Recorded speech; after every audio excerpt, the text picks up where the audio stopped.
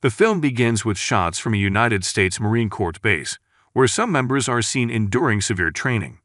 Meanwhile, in another room, 6 Marines are fighting hand-to-hand. Allison, a woman, stands out among the group. However, she is surprised by her trainer's strike, warning her not to let her guard down even after victory. Not long later, a covert agent named Sam, who happens to be Allison's uncle, appears and compliments her abilities. They meet later at a pub to catch up, and Sam explains his intention to take Allison to the White House after obtaining clearance from the Marine Corps general. Allison is excited about the possibility to serve there, but she worries whether it is only because of her relationship with him. Sam then says that he chose Allison because she is the most extraordinary of the other Marines. Meanwhile, word spreads that the American president intends to work with OEA, a country in Eastern Europe bordering Russia, notably on oil problems. Despite criticism, the president insists on cooperation, particularly in the energy sector. The next day, the president meets with his vice president, who challenges his decision to work with Stovia.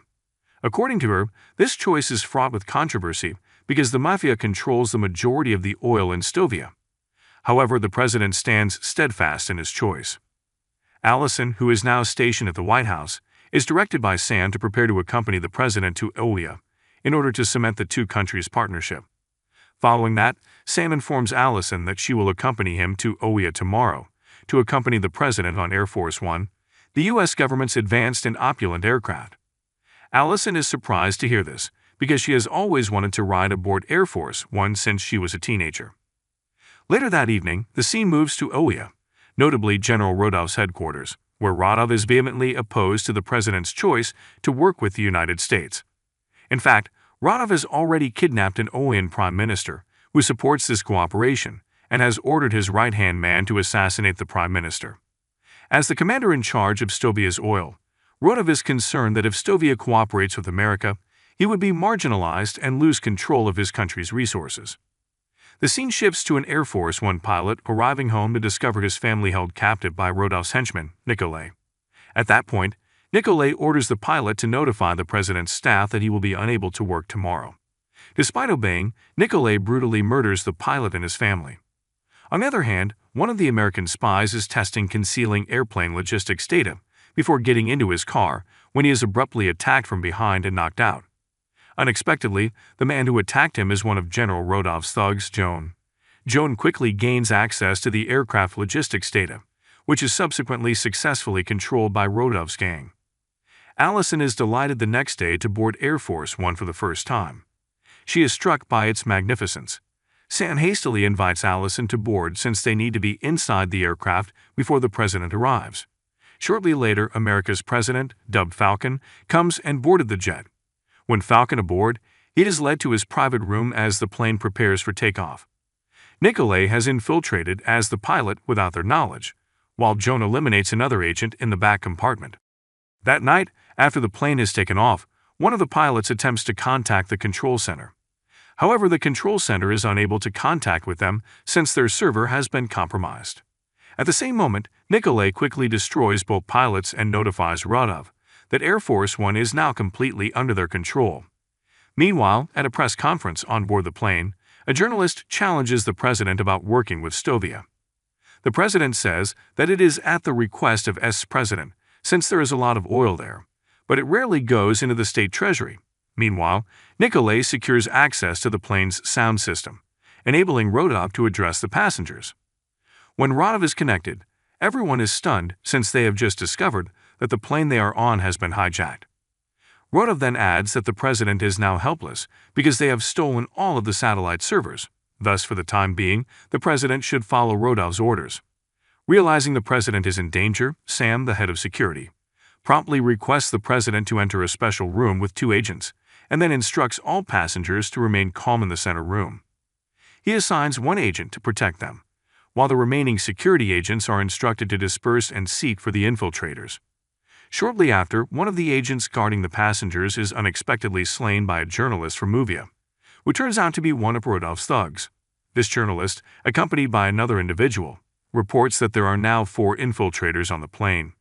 Meanwhile, 2 operatives approach the pilot's room and are quickly eliminated by Joan from behind.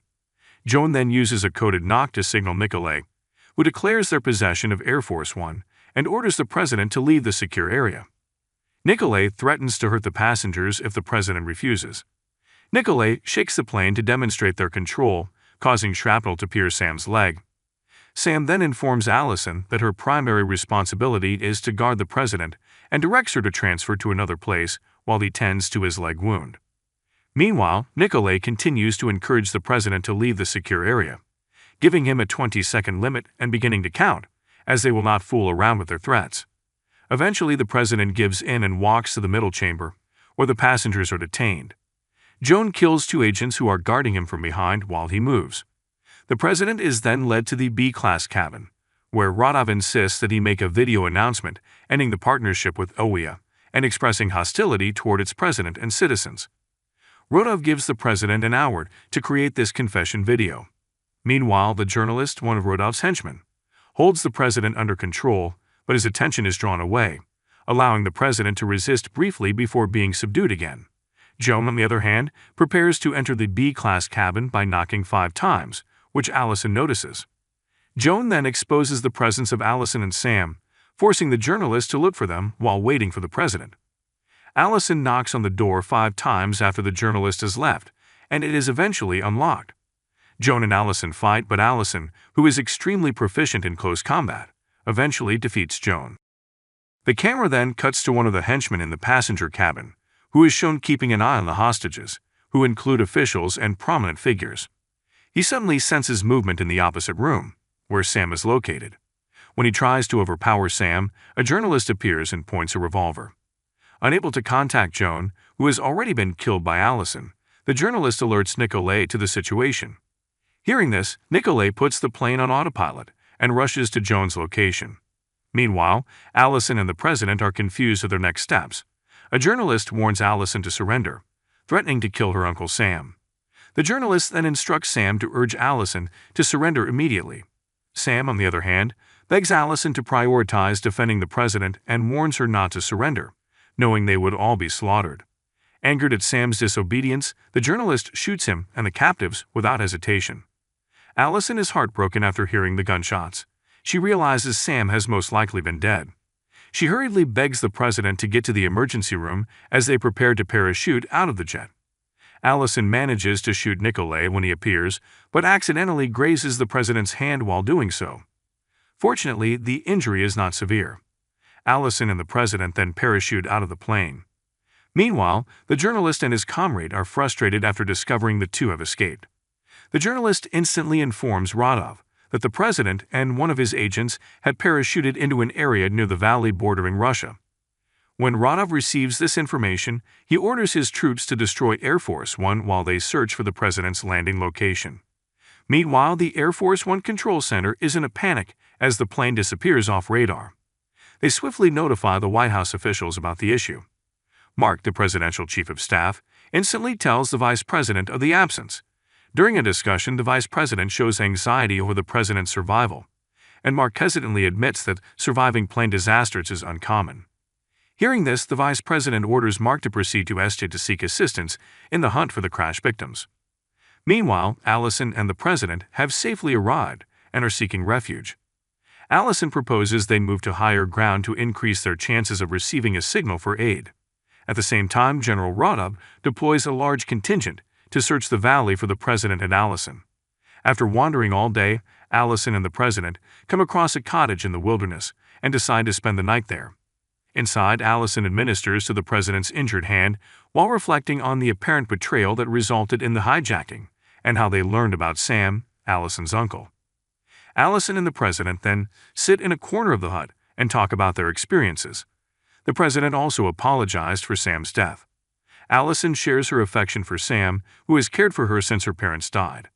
However, she believes Sam would be proud of her for defending the president. Allison is seen the next morning, still asleep and leaning on the president's shoulder. Allison eventually wakes up and apologizes. The president then responds that Allison does not need to apologize because there will be no jealousy because he is still single. Following that, they continue their quest but come across a large number of Rodov's henchmen. Allison starts to eliminate them, but they quickly find themselves outnumbered.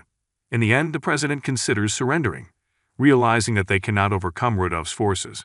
Soon after, Allison and the president find themselves in Rodolph's headquarters, feeling powerless.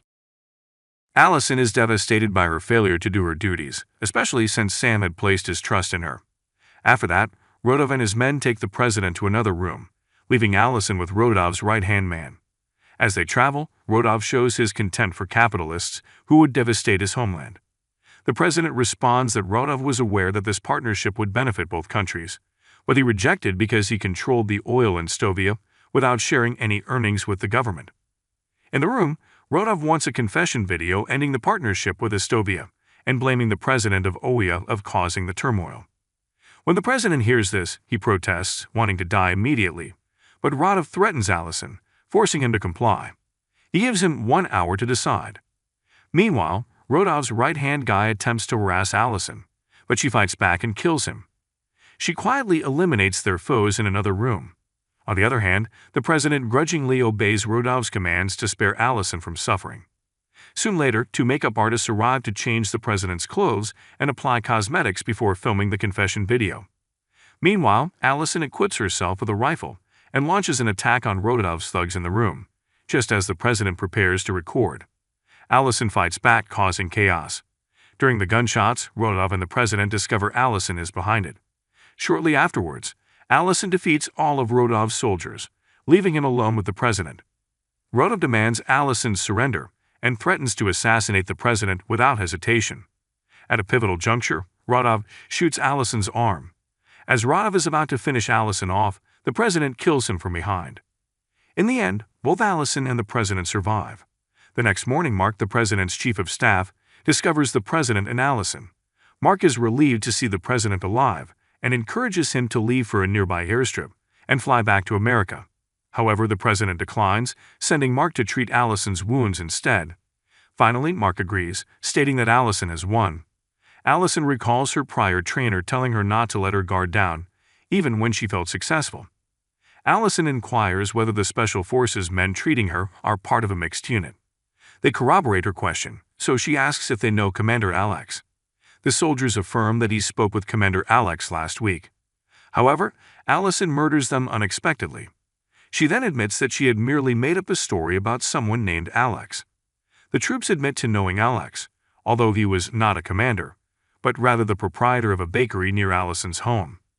Allison is certain that they, along with Mark, were traitors all along. Allison inquires whether the Special Forces men treating her are part of a mixed unit. They corroborate her question, so she asks if they know Commander Alex. The soldiers affirm that he spoke with Commander Alex last week. However, Allison murders them unexpectedly. She then admits that she had merely made up a story about someone named Alex. The troops admit to knowing Alex, although he was not a commander, but rather the proprietor of a bakery near Allison's home. Allison is certain that they, along with Mark, were traitors all along. Moral of the story: never believe a baker named Alex when he claims to be a commander, or you'll end yourself flying a plane with your crush as a co-pilot.